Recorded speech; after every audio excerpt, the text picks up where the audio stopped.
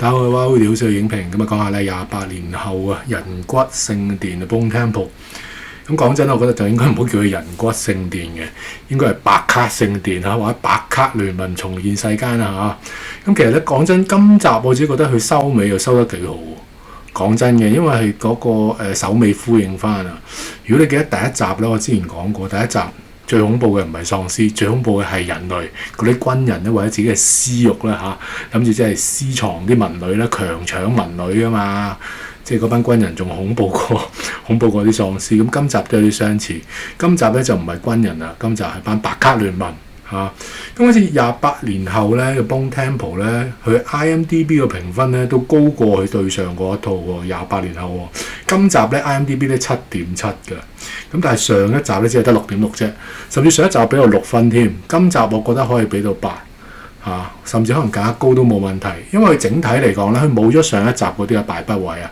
上一集咩敗筆位咧？上一集譬如話你要離開個安舒區離開嗰個嘅小島咧，即係唱漲潮嘅時候冇路過去嘅，退潮先可以過嗰個小島咧。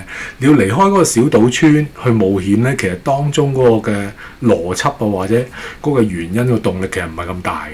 唔係好合理，除非你成個村滅村啦，咁你焗住就要上陸地啫。如果唔係好地地，做咩要離開啫？仲要離開咁遠，即係攞苦離身嘅喎。因為第一個敗筆，第二個敗筆咧就係即係嗰個喪屍媽媽竟然可以生一個正常 BB， 又係唔 make sense 啦。因為生產過程裏邊你咁多血一定會感染到個 BB 嘅喎。咁呢個又係唔 make sense。但係今次你冇咗呢啲反駁嘅時候咧，咦，整體會通順好多，真係通順好多嘅。咁依家咧時間問題咧，就先讚後彈啦。讚裏邊咧，頭先我講咗係白卡聯盟啦，咁今次有好多白卡嘅，譬如話有 Jimmy 黨啦，即係成班都係黐線嘅啦。咁你28年後臨尾嗰度咧，咪走出呢班成班癲佬嘅，成班黐線得 B 啦。咁今次一樣，佢哋個個都叫 Jimmy 1、Jimmy 2，如此類推啦。咁我就暫且叫佢做 Jimmy 黨。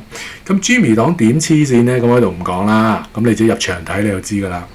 咁第二個咧都係癲嘅咧，就其實嗰個醫生啊嘛。佢今次佢不單咧係想醫好個 Samson， 仲話要同佢做好朋友。佢大佬個 Samson 大力到就一搣就搣咗個人頭出嚟嗰種嚟㗎嘛，力大無窮。咁喺亂世裏面咧，即係醫者父母心咧，有醫無慮。我覺得佢都係黐線嘅同埋佢始終都係飾演過即係 Harry Potter 個伏地魔咧。咁其實佢有佢嘅邪氣又非常好嘅咁仲有。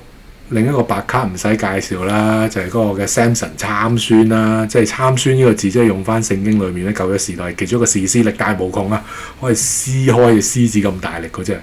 咁今次又係啦，即係借喻翻呢一個嘅變種人咧，即係 Alpha 級別、鬼王級別，好大力嘅。咁啊點解白卡？我唔使解釋啦，係咪啊？見到你又向你跑過嚟、衝過嚟、撕開你兩邊，我仲唔係白卡咁所以今次我自己覺得，咦？即係呢個咁多白卡嘅關係咧，呢個白卡聯盟咧，個白卡關係網又其實幾好睇喎，OK 喎同埋當中嘅隱喻好唔錯㗎。陣間先講隱喻，我讚咗其他位先。頭先我講到冇咗第一集嘅反駁啦，然後依家就係唔同嘅白卡有個關係網好睇啦。咁仲有就係咧 Jimmy 黨裏邊咧，其實今集介紹多少少嘅。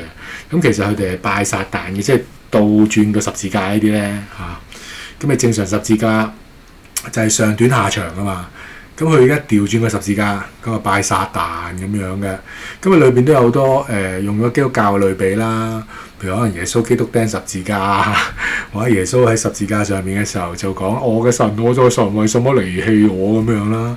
佢今集佢都用到少少咁樣嘅類比或者影子，都幾有意思嘅如果有興趣可以睇下。咁當然啦，佢成個過程裏邊咧，其實都好似一啲權力遊戲咁樣嘅啫，即係都係你虞我詐，其實根本就係神棍，大家都知係神棍，仲有一個癲嘅神棍，但係大家真係即係一心又去信佢喎，聽從佢指示喎。咁當有人去 challenge 佢嘅時候咧，佢又維護佢自己嘅權力啊、尊嚴啊各方面嘅時候，佢又耍橫手。咁呢啲位又幾特別，幾好睇啊！而當中嗰個隱喻，我覺得精彩係咩咧？其實呢啲白卡佬啦，或者白卡聯盟咧，其實喺我哋現實裏邊、現實世界咧，比比皆是噶嘛，大佬係咪先？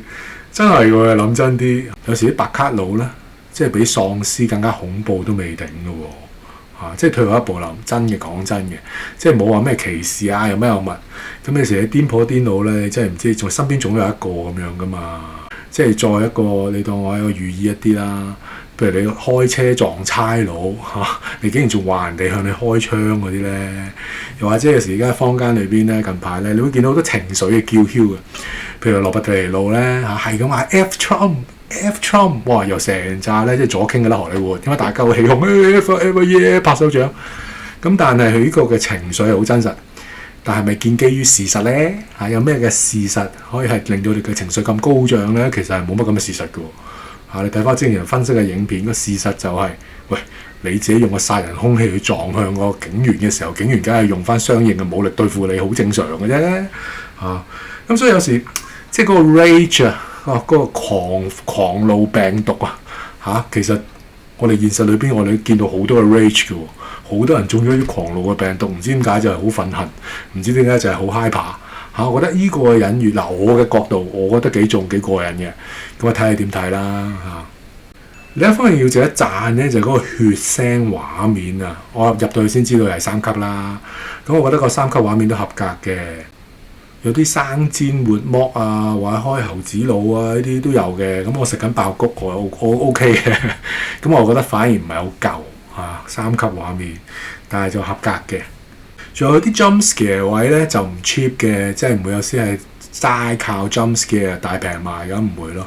佢都有佢獨特嘅緊張感嘅。頭先我話嗰個醫者父母心嗰啲咧，你連嗰個參孫都話要醫佢嗰啲咧，我覺得嗰個位又幾唔錯喎，咁啊值得睇下。仲有我自己特別欣賞就係咧，佢劇情嗰個發展啊，其實我都係有啲估佢唔到，咁先好睇啊嘛。咁講真，我入去嘅時候冇乜期望㗎啦，即係純粹係抱住一個情懷。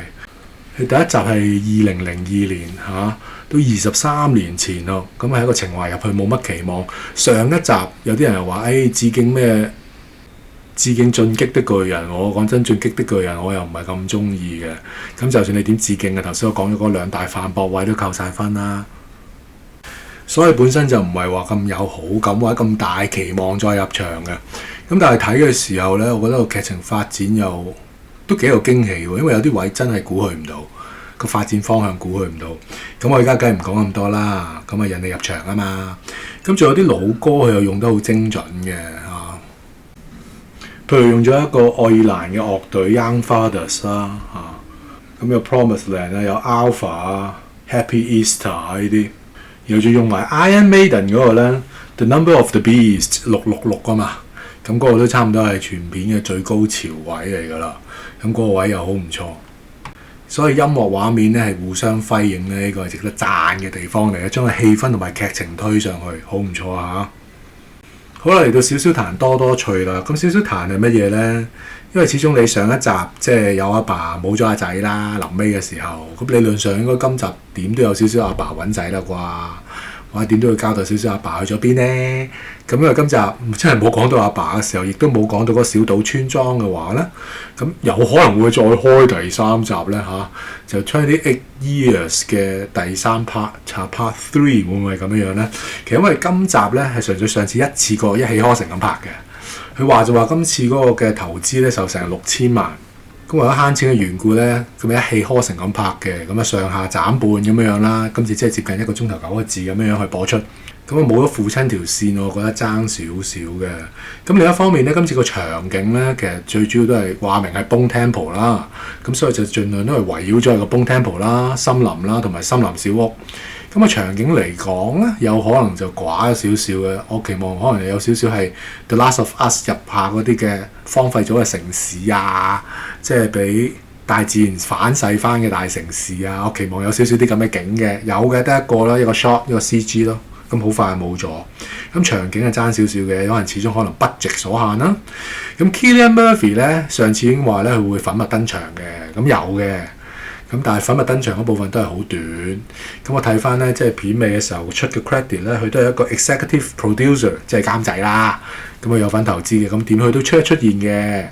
咁你唔想聽就唔好聽啦喺度。佢臨尾咧，佢同阿女講嘢嘅，咁嗰部分咧亦都係一個收筆嚟嘅。佢話到即係人類依家就終結嘅時候啦，你面對咁樣嘅大災難，咁其實好多嘅乜主義、物主義啊，譬如嗰啲咩民族主義啊等等主義咧，其實一切都會過去啊。咁有啲咩值得留低嘅咧？或者點樣將佢重建翻人類嘅社會咧？咁啊緊要啦。咁佢呢個嘅問題，或者藉著一個歷史嘅回顧啊，或者將啲歷史點樣點評咧，我覺得嗰個位都係一個幾好嘅完結嚟嘅嚇。即係大災難之後，咩主義都已經過去，有咩先係最緊要咧？咁其實咪即係家人咯，係咪啊？親情咯，等等。